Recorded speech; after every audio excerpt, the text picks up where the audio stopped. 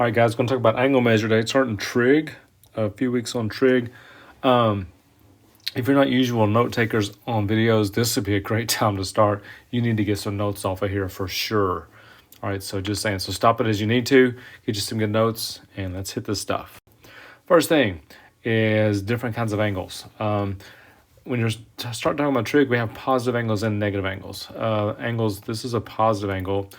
The side called the initial side is where the angle begins. As you can see, that's this bottom side right here. And if you can see this red arrow going just like that, that takes you to the terminal side where it's almost like that ray, this blue one, starts turning around the circle this way and stops right there. That's called the terminal side. And that's what a positive angle looks like. A negative angle, which is kind of crazy when you think about it because you never saw that in geometry probably, just goes the other way. All right, so the initial side's still the same spot, but instead of the terminal side going that way, it's actually going that direction. So that's what a negative angle looks like. All right, the big word for the day is radians. Radians is a different way of measuring angles. You've done them in degrees your whole life, basically, and now we're going to change the way we measure angles and measure them in a unit called a radian. All right, a radian is basically, let me blow this picture up just a little bit down here. 1 radian is exactly this measure. It is when the arc of a circle, that arc right there in between those two rays, is exactly the same as the radius. If I stretch that arc out right there flat or just straight like that, and it ends up being the exact same size as that radius of the circle, that is 1 radian. That's what a radian is. Now, let's extend that a little bit. Don't forget this from geometry. Circumference is 2 pi r. So the distance all the way around a circle is 2 pi r. The whole circle circumference is 2 pi r. Now, here's how you find a radian. Okay, you take the length of the arc and divide it by the radius. That's why this is 1 radian, because if I divide that arc length that I'm scribbling right now and divide it by the radius that I'm scribbling right now, you get 1. That's why that's 1 radian. So if we take the whole circle, the whole entire circle, which is 2 pi r, and divide it by the radius, which is how you find radians, by the way, the r's cancel. So the angle making the whole entire circle is 2 pi radians. That's huge. It's 2 pi radians. So 2 pi radians is exactly the same as 360 degrees because that's the entire circle. Okay, so let's look at this picture even further. So if I go halfway, like that red, if I go halfway around a circle, that's 1 pi radians. Remember, all the way around is 2 pi.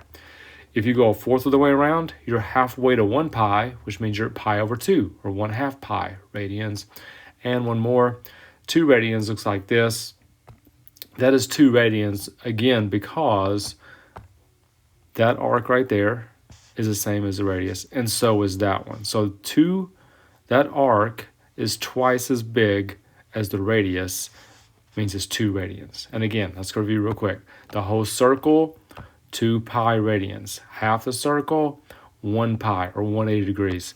A fourth of the circle, pi over 2, because half the circle is 1 pi. And that just goes back to the definition of radians. That's a lot on that slide. All right, relationship between degrees and radians. To me, out of everything on this slide, right here, probably the most important thing is this right here. 180 degrees is the same thing as pi radians. 180 degrees, same thing as pi radians, same measure. Okay, we're going to learn how to convert them. If we're going to convert degrees to radians, we're going to multiply by pi over 180. And if we go backwards, if we do radians to degrees, we're doing reciprocal, multiply by 180 over pi. Let me show you an example of each right down here.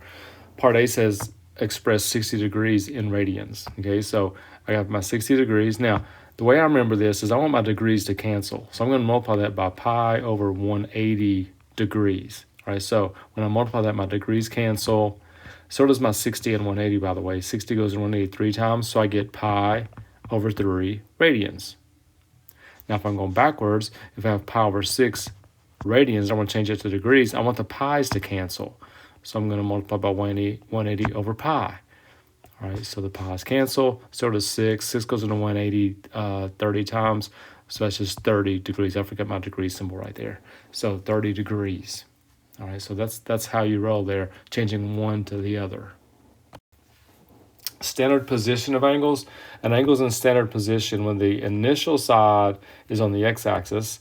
I'm scribbling over all these pictures, but the initial side's on the x-axis. You can see all those there. And the terminal side is moved one way or the other. Like this first picture, it's been moved that direction. The second one's been moved that way. That's negative, remember? That's the negative direction.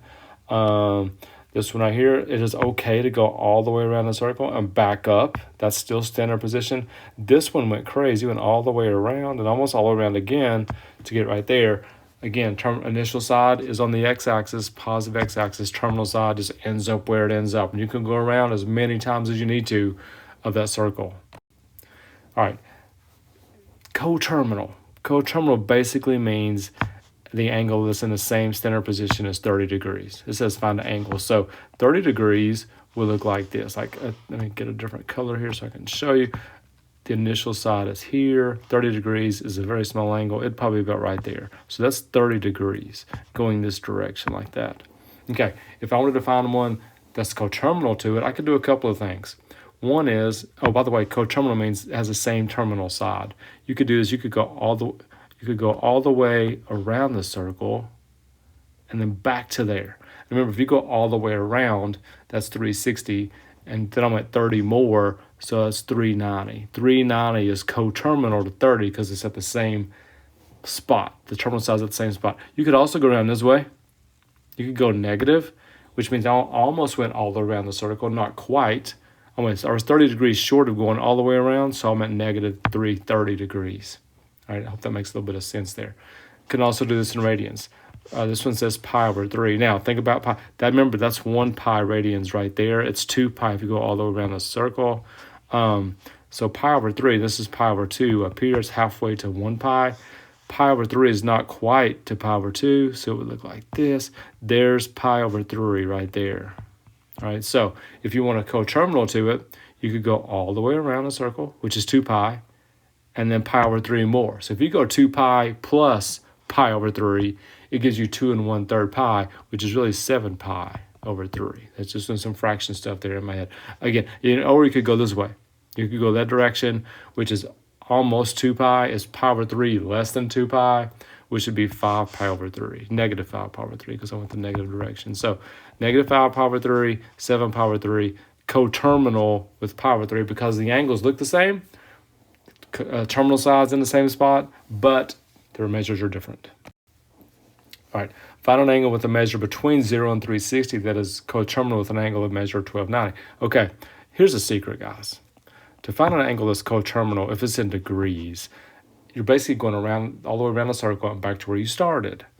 All right, that puts the terminal side in the same spot. 1290 is like, oh my gosh, that'd be like, there is 360, there's 720, there's 1080,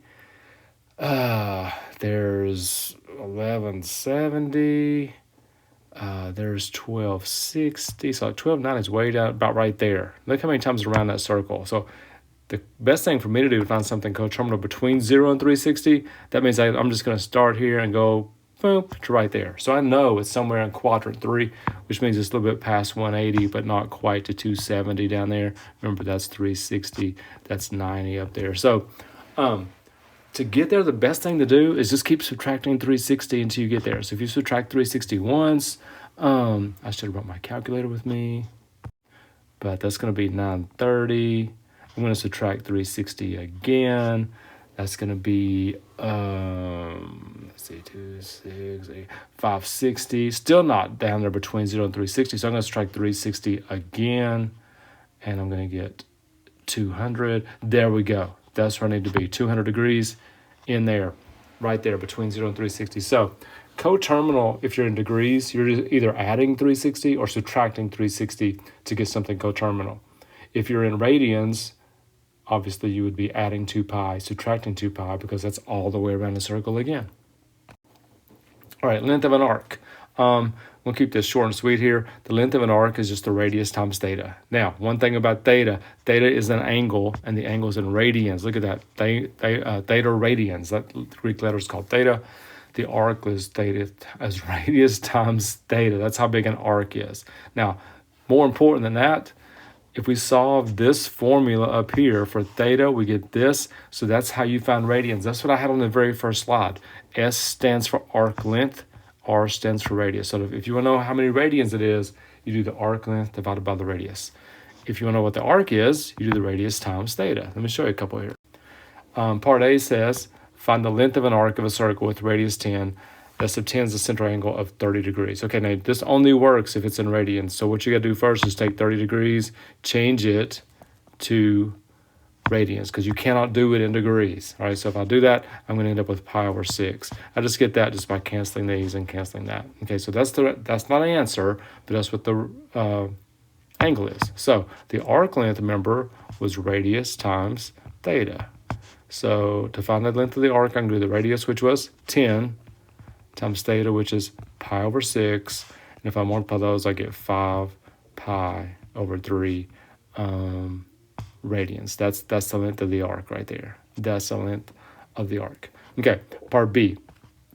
A central angle, theta in a circle of radius 4, is made subtended by an arc of 6 meters. Find the measure of theta. Okay, the way you do angles, you do S over R. Same formula, just rearranged a little bit. Okay, so the length of the arc, it says, is 6. The radius is 4. So that would just be 1.5 radians, or 3 over 2 radians. That's all you have to do. Very simple math work. You just got to know what to do. Okay, last thing of the day. Area of a circular sector. So this means part of a circle. Remember, area of a circle is pi r squared. Part of the circle is the angle divided by 2 pi, because remember, 2 pi is all the way around the circle. So we're going to take part of the whole circle, multiply by pi r squared, and that's going to give us the area of part of the circle. Hope that makes sense. I can explain it better tomorrow maybe. The pi's cancel, so that leaves me this right here, 1/2 r squared theta. That's the area of the sector, or part of a circle right there. Area is 1/2 r squared, radius squared, times theta. And again, theta must be in radians. This stuff only works in radians. All right, let's do one. Find the area of a sector of a circle with central angle 60 degrees if the radius of a circle is 3. Okay, again, we cannot do it with 60 degrees. We have to change the 60 degrees to radians. So I'm going to multiply by pi divided by 180. If I do that, the degrees cancel. That goes in there 3 times. It's pi over 3 radians. That's my angle. That's not the answer. That's my theta. Okay, so here it goes. Area is 1/2 r squared. The radius they told me was 3. So it's 3 squared times theta, which is pi over 3. All right, so if I work that out, I'm going to have a 1/2 times 9 times pi over 3. I don't have my calculator with me, so I'm freehanding this. 3 goes into 9 3 times, so I get 3 over 2 pi, which is really, 1.5 pi. That is the area. What are we in here? Meters squared. So if you took your calculator and multiplied 1.5 times pi, that would be the exact area of your sector, the part of the circle. All right, that's quite a bit of stuff. I really hope you stopped and took some notes. A lot of stuff is going to be new for you. So anyway, we're all good. I'll see you tomorrow. We'll work on it like we always do. Look forward to seeing you. Goodbye.